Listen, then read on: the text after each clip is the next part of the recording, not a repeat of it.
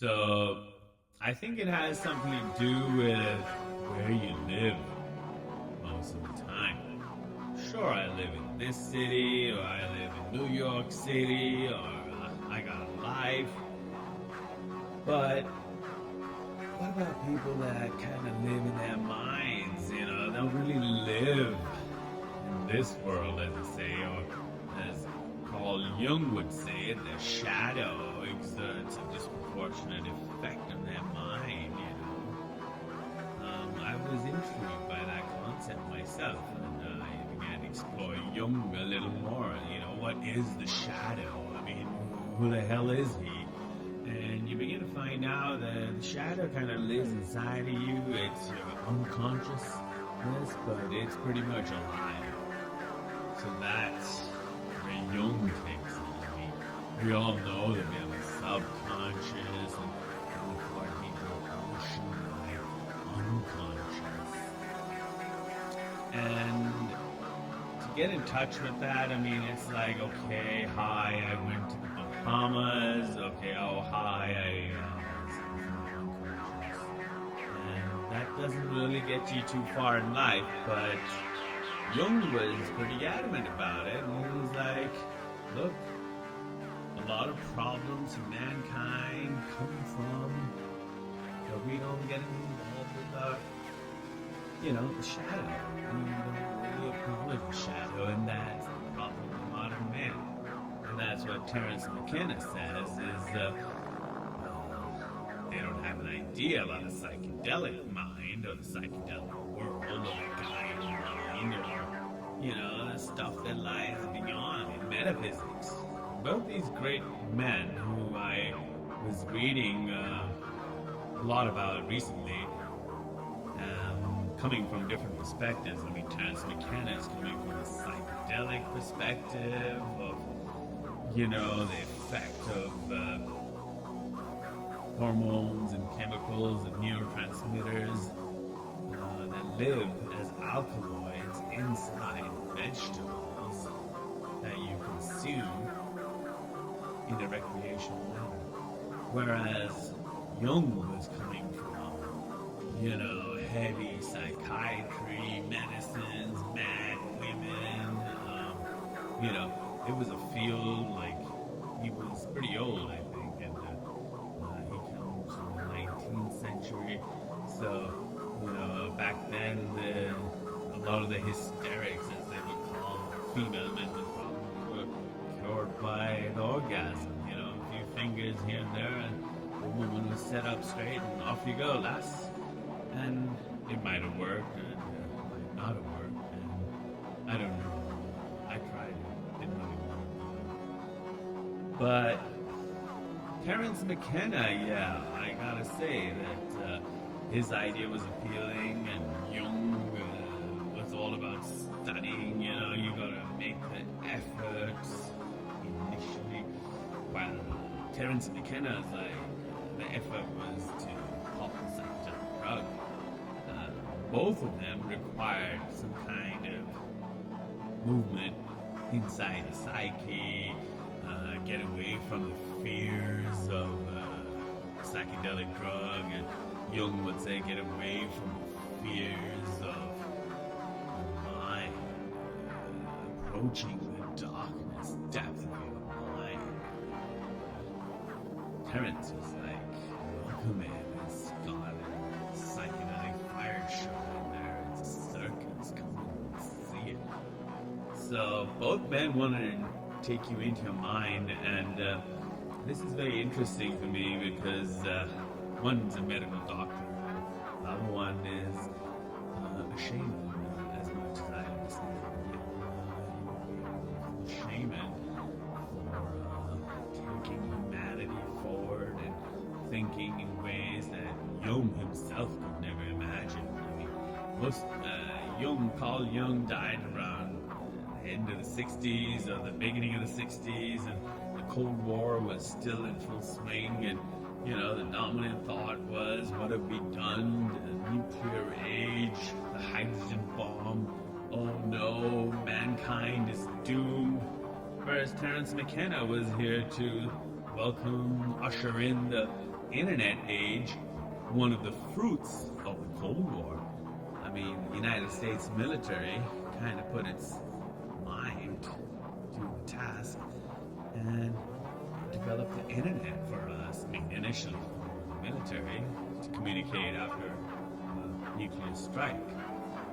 So, Jung was very negative about the whole future of humanity and what have we done. Our shadows have developed a nuclear bomb and have buttons on it, and our shadows are taking revenge, wreaking revenge on our physical selves for ignoring them. You know, something kind of like a wife at home who felt very neglected, and while the man was out there having fun, and he comes home and he gets the whole 9 yards from his shadow, the wife, and he had this view that if you neglect your wife, the shadow, it's going to come after you with vengeance.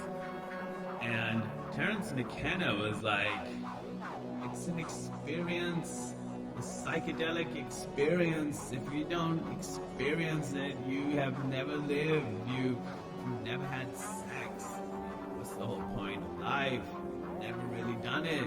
You die a virgin. What was the whole point? You missed out. And I would go with Terence McKenna's view and way of a choice. And there's beautiful things out there. While, Carl Jung was all about, death and despair and the darkness of the shadow or even the lightness, but where does it all go from darkness into more darkness? And I saw that he didn't have a very bright view of humanity, where it was going to go. As a scientist, he obviously had no clue about psychedelics. This is one place where I think that we could say Carl Jung had never had sex. Didn't really know what the hell psychedelics were all about, otherwise he would be being so pessimistic. Hell, the 60s were the time of LSD in America. Everybody was dropping acid and awakening. Timothy Leary was awakening while Carl Jung was moaning about the Cold War and what have we done, the terrible crimes of the white man against the Africans and the Asians, and oh no.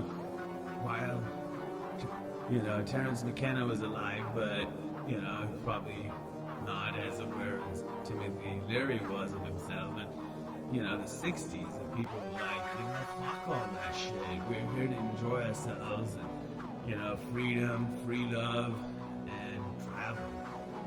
And, a lot of them made it to India and went to Goa, went to the mountains and dropped acid over there and started parties and started a whole new way of thinking. Just when Carl Jung died. Tragic day, and humanity lost a great man.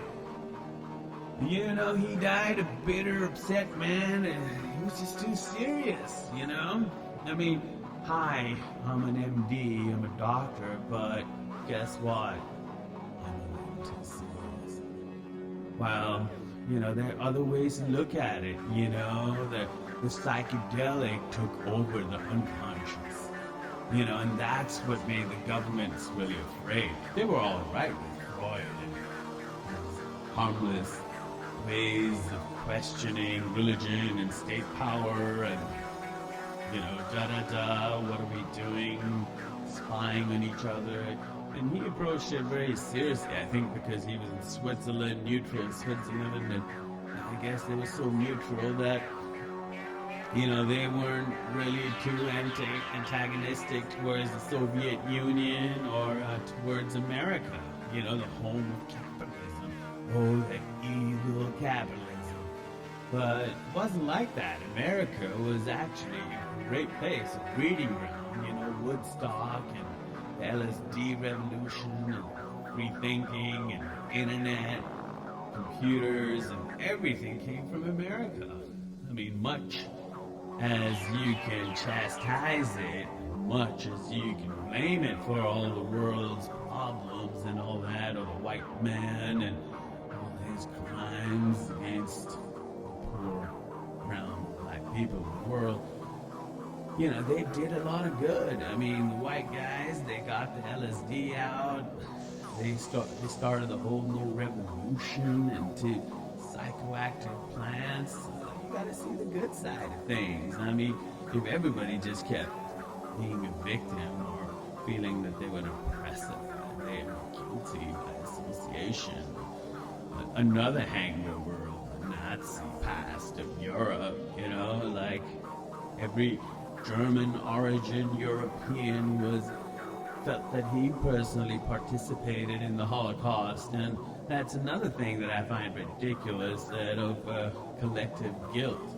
And the shadow was exerting a disproportionate effect on the psyche.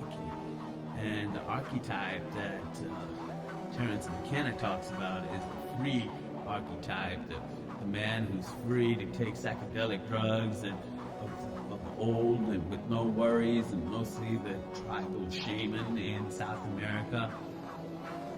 The free man who's free to communicate with his ancestors, whereas Carl Jung had the archetype of the Nazi, of guilty German, obedient German, and he couldn't really break out of it, and he died in the 60s with a guilt, you know, in his breast that somehow he was all responsible for it. And I think he died kind of a Christian, thinking of God and Christ in his way, in his advanced way of spirituality, what you could call it. And I do think Carl Jung is very important. He was the first psychiatrist to break out of the notion that, Freudian notion that sexuality is at the root of all darkness, shadow is all sexual, from past sexual problems and repressed sexual desires. Whereas Carl Jung was like, fuck that, there's a lot more going on.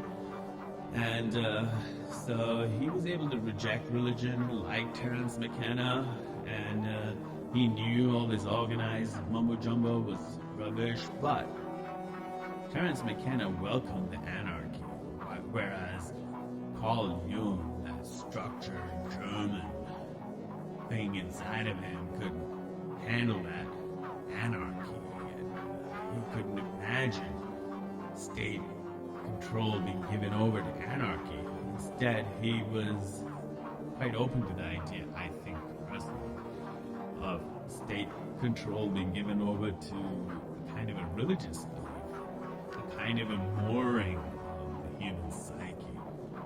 And that's another thing I found fascinating, that Terence McKenna is all about letting go of the human psyche into different universes, and plant universes, and astral universes, Gaian universes, and you can stay there as long as it takes.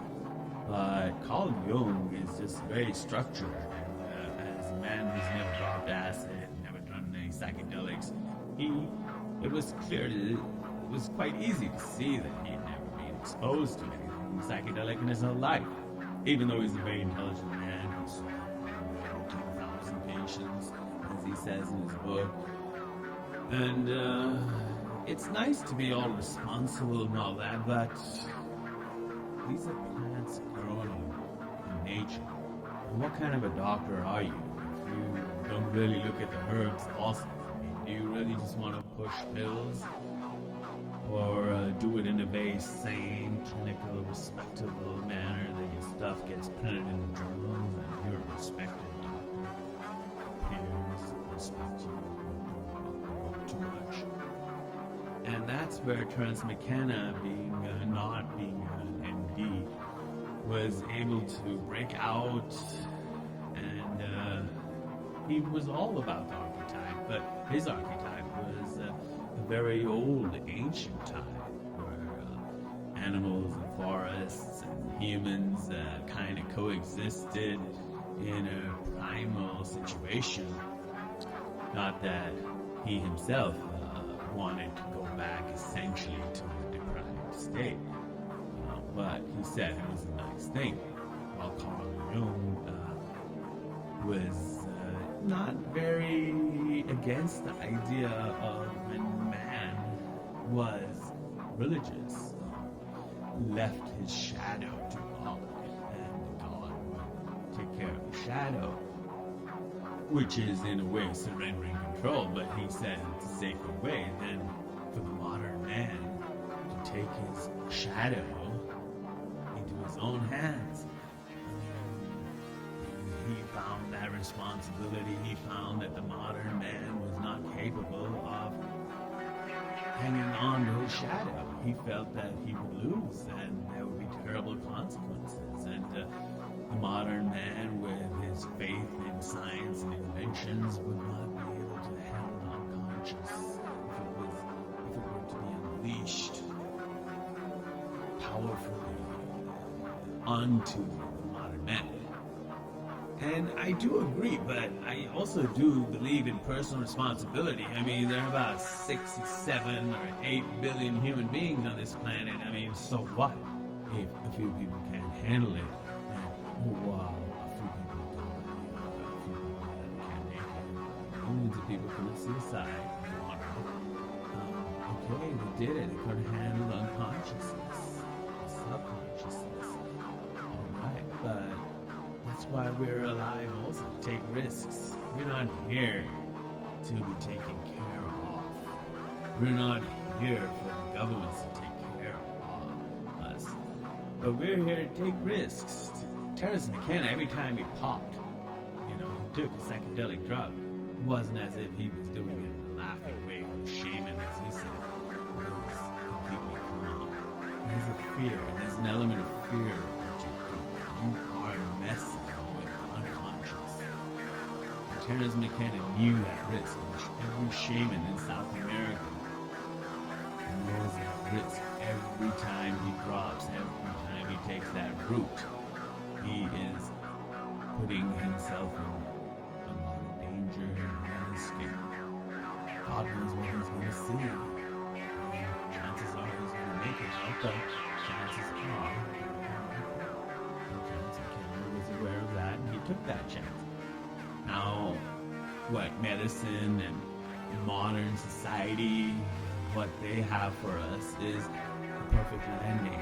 To be safe. Let the government decide for you. Let the psychiatrist decide for you. Let Carl Jung's psychiatry help you. I mean, it's a start. I am going to say he's definitely better than all the others, all those psychologists that kind of live in the 21st century. They've really got nothing until they get to Jung and explore the unconsciousness without a Freudian insight. But these guys can't handle Terence McKenna. Terence McKenna is taking the next step. What the hell do you do with unconscious? Where do you take it? Do you have fun with it? Do you want to dance with it? Do you want to tango? Do you want to have sex with your unconsciousness? That was the point of Terence McKenna. And every time you drop, every time you go out with those natural herbs, mushrooms, ayahuasca, DMT, salve divinorum, yohimbe, mescaline, cactus, peyote, any of these guys, when you mess with them, these plants know you. They know you. They've been waiting for you for thousands of years. They've already known your evolution. They were there before. And they were in states of consciousness that can only be guessed at. I mean, they're living with this chemical inside of them. They produce this stuff. When we eat vegetables, we have an army of liberal vegetarians, vegans, and God knows what other kind of nonsense out there. But they have no idea about the nature of psychedelics. There's no militant revolution going on to free psychedelics. You know, as much as there is veganism and all the rights, it's what I feel that it definitely could have more psychedelic edge to it. It could really be pushed. And then you don't really need to go anywhere. I mean, you kind of turn vegetarian after taking psychedelics. It changes your mind, your concept, what you're eating, ingesting. It is a higher state of mind every time you consume less. And I am not trying to say that eating meat is a bad thing. I mean, I love my beef steaks. I love to eat beef and heavy meat intake, but all in moderation. Take the middle path. Everything in the middle way. Now, Carl Jung did take humanity forward. I think a very big jump, and from which very few psychologists after him in the 20th century or 21st century have been able to take any, even tiny steps forward. It's been a black hole. We've had the internet that's kind of shown us statistical, psychological, similar experience. All humans, billions on Facebook, showing you parallel lives and the similarity of our lives, that we're just like everybody else. And you've had whole revolutions, Arab revolutions in Ukraine and everywhere, where people realize that they're all the same and they want freedom, you know. Of course, cultural and racial differences do come into play, and that's mismatch. People forget that they're a little different from each other. The internet kind of glosses over it, simplifies it, oversimplifies people's feelings to a degree that people lose their lives and have failed revolutions, and leads to wars because they thought they're the same as everybody else. And I, after examining the data, have come to the conclusion, like the Arabs, they have their own culture, and people forget that this massive shackles, mangled, this mangled concept of culture is ever present. It's like a big brother, it's watching over you. So the Arabs thought that they were just like everybody else, and they rose up in revolution, but what they forgot was they had a whole suitcase full of Islamic baggage, a whole suitcase of ethnic baggage, and these things kind of came and played in, and I would say that Islamic baggage being primarily the heaviest of them all. So they were destined to fail, and look at Egypt. It's ended up as a military dictatorship from Arab Spring. We do have to be realistic and realize that we are all different. Culture, as Terence McKenna would say, is the ultimate baggage, but I think we're racially attuned to it. A lot of the Europeans have what you would say discretionary powers to, as the Germans did, Protestantism, Martin Luther in the 16th century, or was it the 15th? They kind of threw out Christianity from Germany, and they called it Protestantism, and kind of steadily reduced the influence of Christianity through the Renaissance, the Reformation, over European minds. And I'll give that credit to the Germans for really bringing that one in. And sadly, we haven't had that kind of a Reformation in Asia. I mean, Islam really needs it sorely.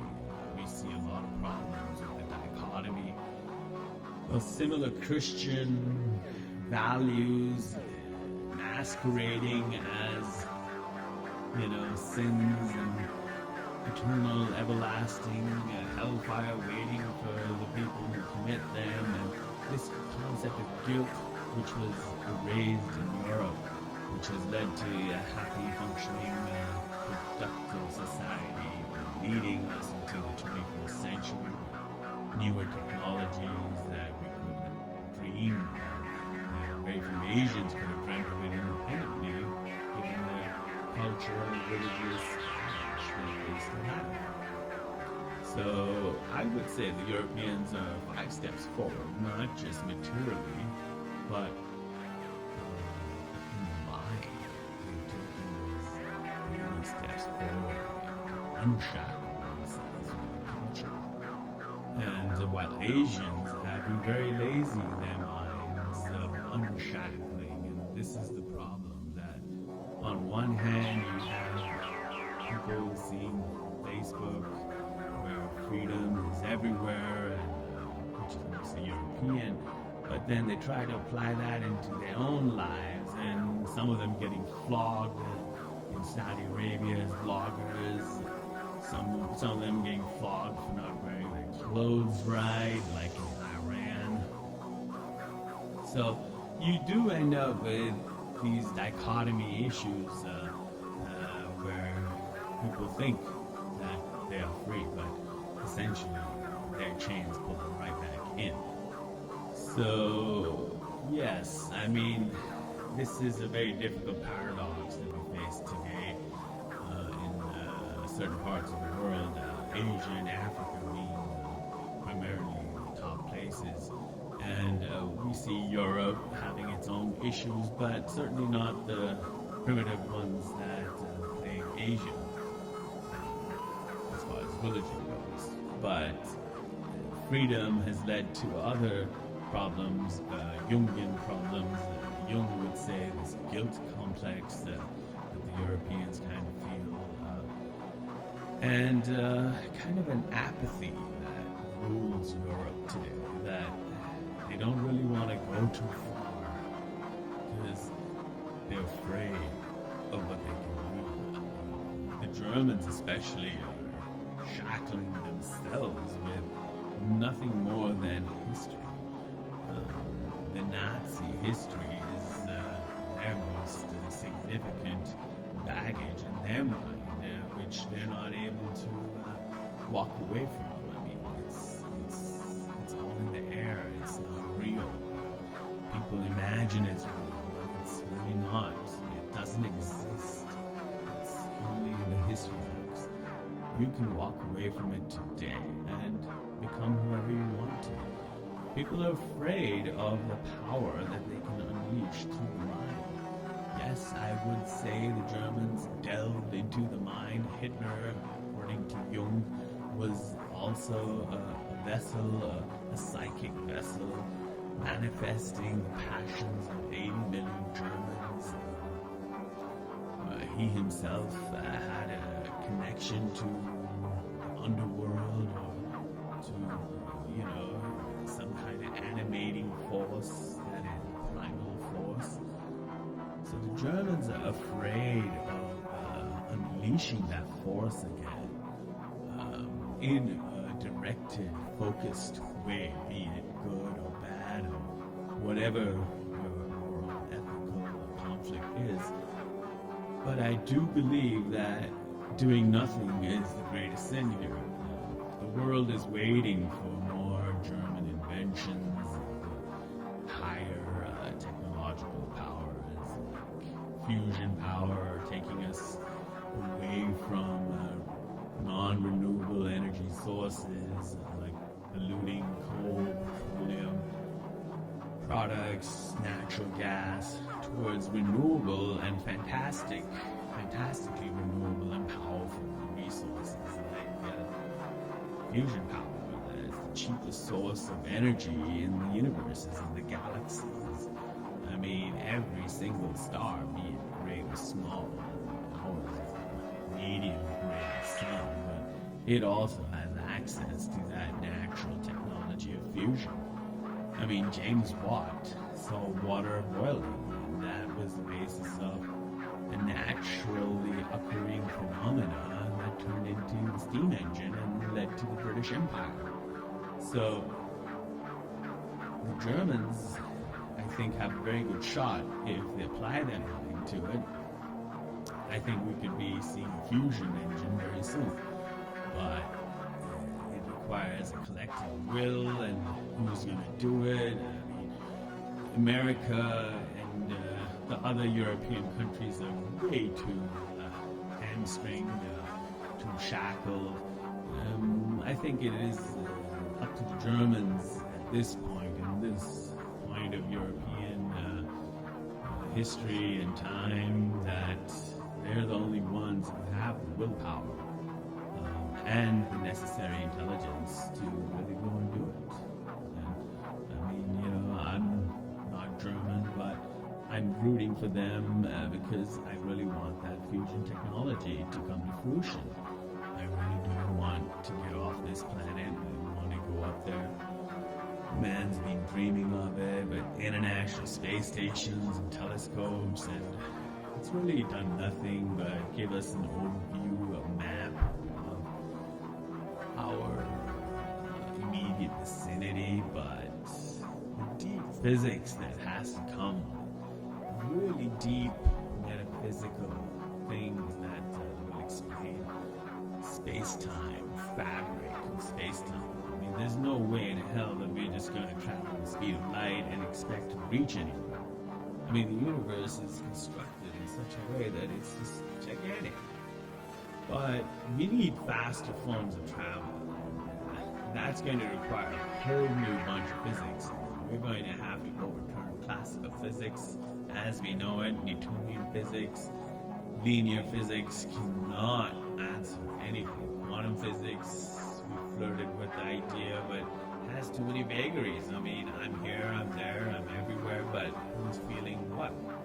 Am I the primary focus, and whose experience is real? So, quantum physics fails in that way, because it's me who has to have that experience. It's me who has to time travel. It's me who has to travel those millions and gazillions of light years to get anywhere. If I don't get anywhere, but my other self in some quantum reality gets there, it doesn't mean anything. It doesn't do shit for me. And I'm not going to be pleased. I'm not going to pay for it, you know? So, to get me to pay for my quantum reality and not my doubles or triplets or, you know, cortical reality traveling through space and time, and no, I wouldn't pay for it. I mean, as simple as that. So, it should be a commercial enterprise like everything is. I will pay for the ticket, but I must do time travel. I must penetrate through space time. And if that happens, yes, I'm in. And that's the way you're going to sell this product to millions and billions of humans. I mean, how many are there? 7 billion humans. I mean, you know, it's a crying shame that there's so many of us and so few that do anything that can't be And yes, that's a fact from Google itself that as I speak this week, Kim Kardashian is the number one Google name search engine out of 6 million people access to the internet. And that's a crying shame. I think priorities on this planet are misplaced. Governments are happy to let status quo stand. Nobody really wants to rock the boat. Citizens are free to do as they please. We do live in a time of extraordinary freedom, and that's nice. I like that. That's great. You know, give me more freedom. Hell yeah. But there's the law of diminishing returns, and that's what I see is what's happening now. We're getting less for our freedom than we got, let's say, in the Cold War in America. We were still frantically working, you know, for the internet, for technologies and ways to defeat the Soviet Union, through freedom, through hearts and mind campaigns, through nothing but the sheer mass of American goods that the Russians could only salivate at, they could only stare at in their wildest dreams. And that's what I really think brought down the Soviet Union. And in today's world, one of the things that's causing Iran to crack is the iPad and Apple. I mean, the Iranians are banned from buying Apple products in the United States of America. They have no access to iPhones, and the girls don't stand for it. And that's a big fact. The people at the end of the day are what make up a nation, as Jung said. The nation is a manifestation of the individual human and his subconscious shadow. So the Iranian Islamic government might just be a manifestation of the shadow. You might meet a lot of Iranians who disagree with their government, but their shadows, maybe not.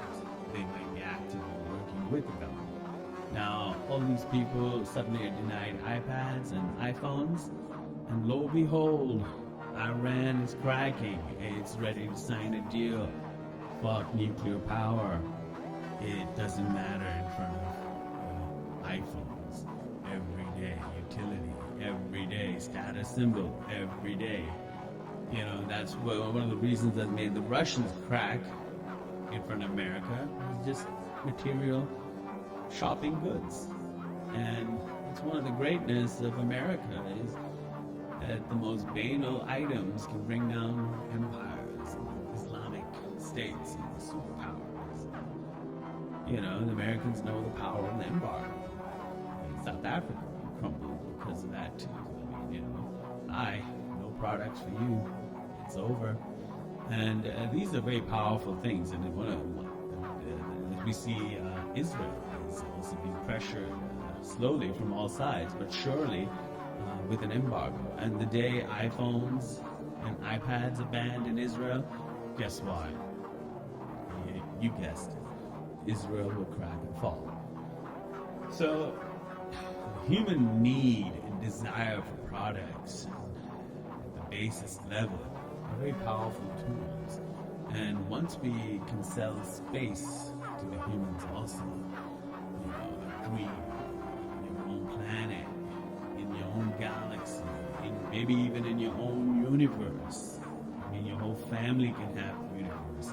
Name it after their the Kennedys or something like that. And you can have your own entire civilizations. You don't have to tell them that who you are. You can be as mysterious as Howard. You can know who I am because I am God.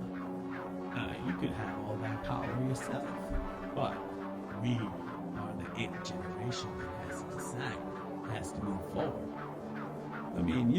You're free to accept or disagree with what I have to say, and as Terence McKenna said, there are no truths but a point of view.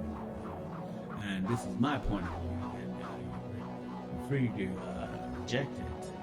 But the only thing is that it is an endeavor that will reward all of mankind if we are in space, and if we are using non-polluting energy sources, if we are giving Earth a breather, if we do reduce the population load on this planet and let all the other animals and trees live on it, and the herbs and the psychedelic herbs to start growing again in quantities like before, let nature come back to its pristine form. We were nature's Cain and Abel, we were nature's prodigal children, but prodigal children also do have an ultimate responsibility to clean up after them. How long can nature clean up after us? It's kind of reaching that point of no return, climate change and all that. You can believe in climate change and you can't believe in it, it's okay, but as if you take a trip down to any glacier, you're going to find that it's lost a lot of its ice. It's retreated the glacier, right? I don't know, hundreds of miles in some cases, and it's disappeared in parts of Peru, around Machu Picchu and all that. It used to be all glaciers. I went through the Salcantaya Pass, and it was all like black mountain, covered with trees now, forests. And back in the day, maybe even 10 years ago, there were all glaciers out there. It was freezing, bitterly cold, with howling Arctic winds kind of a situation.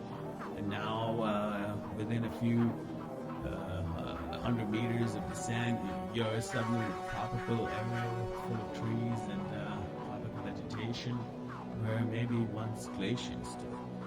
So I do realize that Earth is dynamic, it's moving, and movement is good, change is good, but it's tragic to see locally, at least locally, changing climate attributed to either global or local pollutants.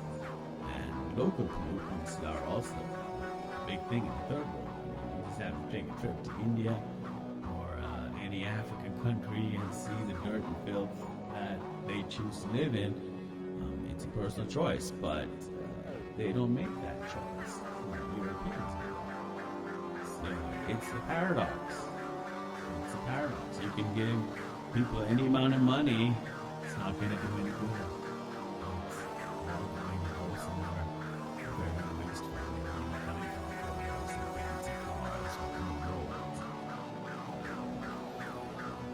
It's ridiculous.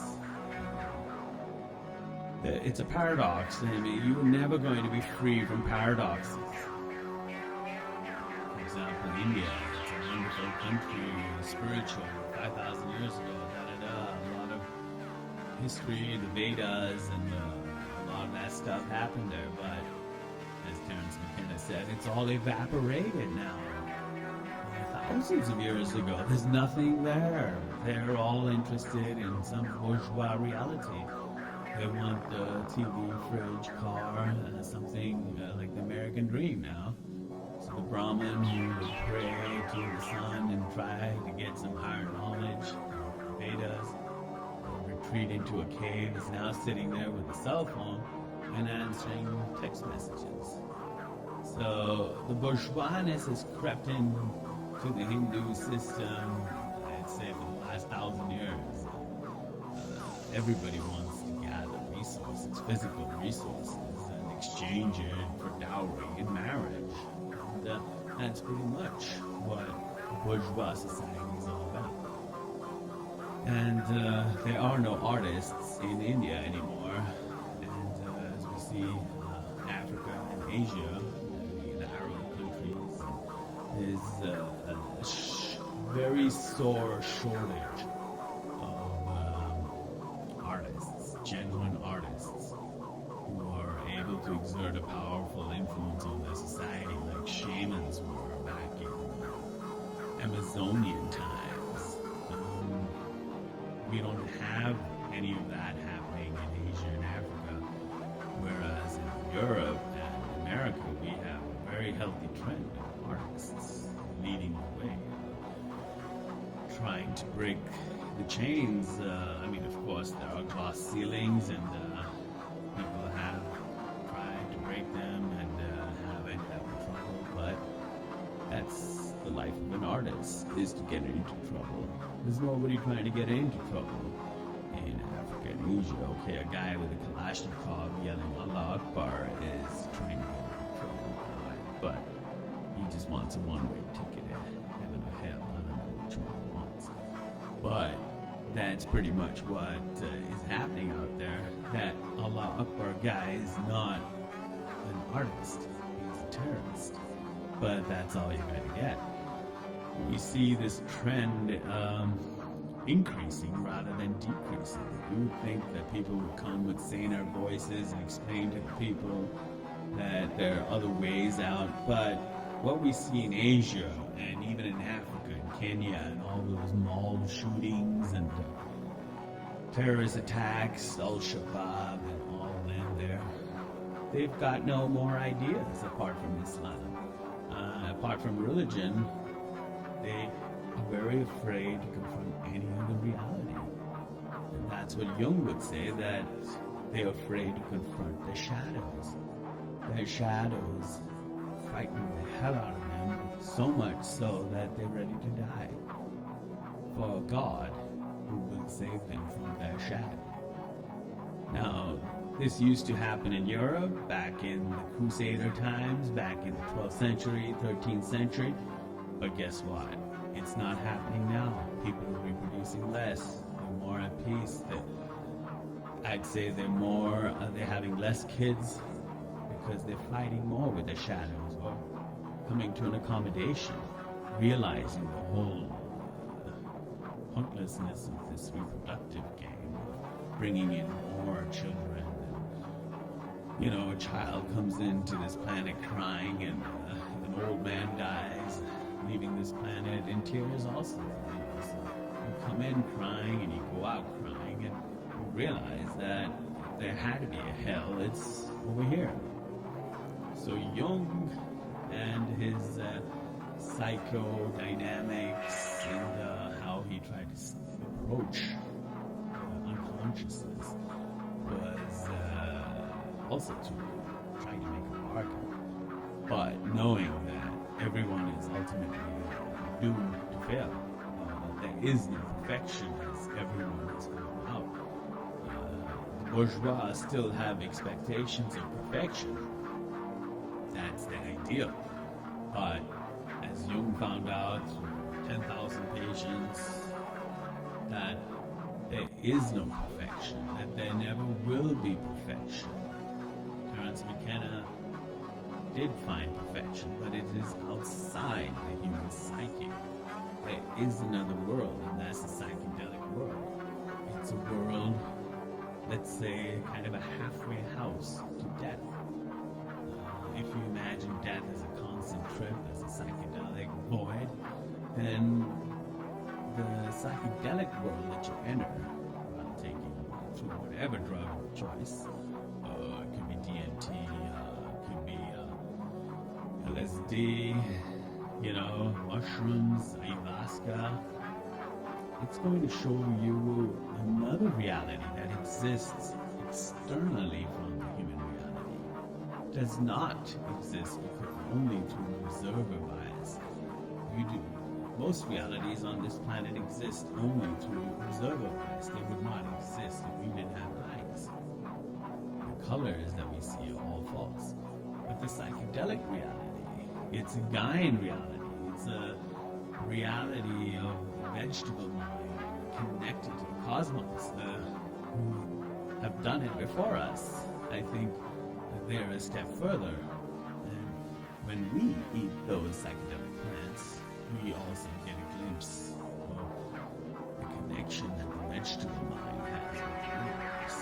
Kind of a halfway house to death. The psychedelic death, the void. It's Terence McKenna, so it's all fun. I mean, sure, there's some ups and downs. That's your physical body having a reaction.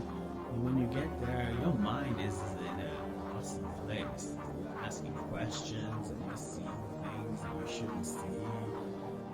All the answers are clear right away. All your questions disappear.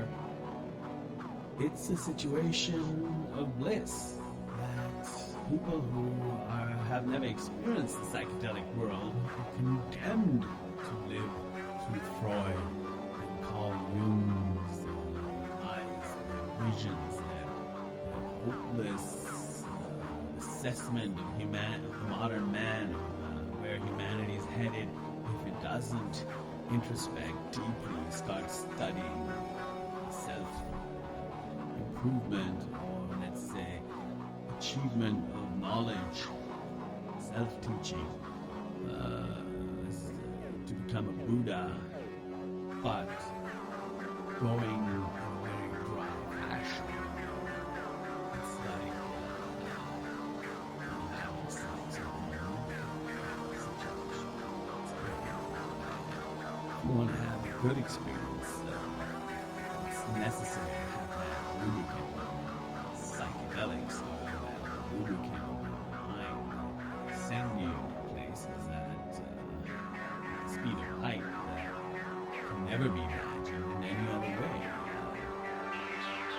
I don't think Carl Jung or Freud ever had a clue what existed in Terence McKenna's mind and ideas, which have existed since even before human times. So it's tragic that you find fellow human psychiatrists and psychologists with a lot of money and time invested in their degrees and their 10,000 patients, trying to cure them, while never having seen the psychedelic world. And that is a giant, giant tragedy in my mind. It should never have happened like that. Just the physicality of it all, that it can go like this so easily. And one point Carl Jung made, which made sense, was everyone should try to influence others subconsciously. I should not try to influence anyone consciously, which I am trying to do.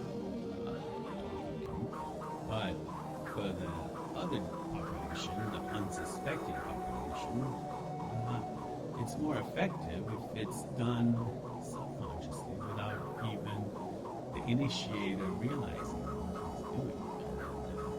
I do believe that is true. That's everything in our day-to-day lives. But also, most of you who are listening to this are already kind of in an awakened state. All this makes sense to you, so I'm just putting words to whatever you felt already. So you're the audience that is quite different from Carl Jung had in mind. He had the general population of the world in mind, which, in his words, were not awakened, and it was a kind of a national emergency, worldwide emergency to start awakening people.